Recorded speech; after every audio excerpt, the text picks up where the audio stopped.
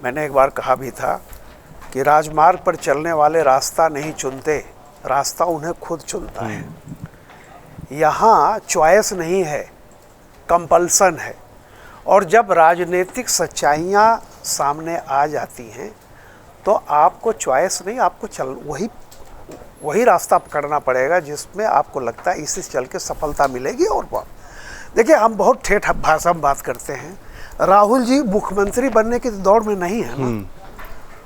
कांग्रेस के जो भी फॉलोअर है राहुल के, वो राहुल को प्रधानमंत्री देखना चाहते हैं। और मैं पिछले दिनों से लगातार ये बात कहता रहा हूँ, प्रधानमंत्री राहुल जी तभी बन सकते हैं इस देश के जब 4 स्टेट हैं बड़ी, मैं फिर कह रहा हूँ, बंगाल, बिहार, उत्तर प्रदेश, महाराष्ट्र, 210 सीटें हैं।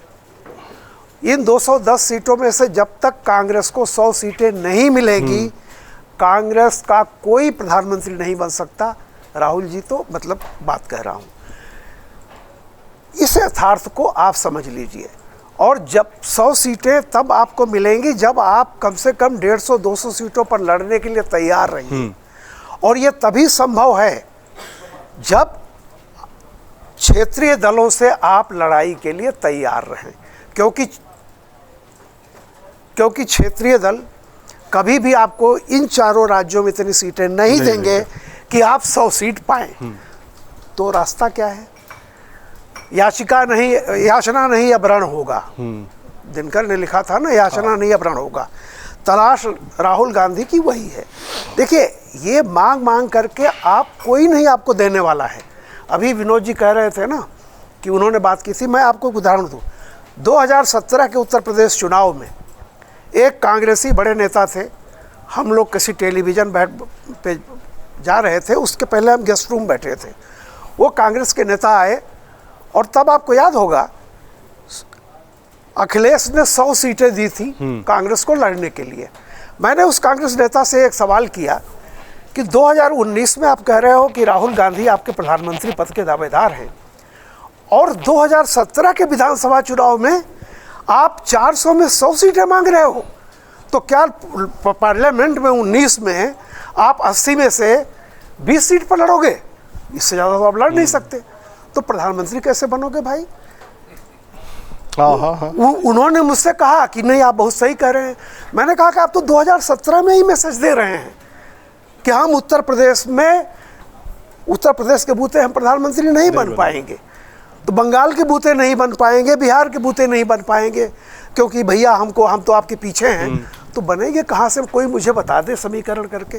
तो एक चीज़ अब राहुल जी को ये समझ में आ रहा है कि कांग्रेस को अगर रिवाइव करना है तो जिन लोगों ने हमसे छीना है उनसे छीना, हमें उनसे याचना नहीं करनी पड़ेगी, हमें उनसे युद्ध करना पड़ेगा।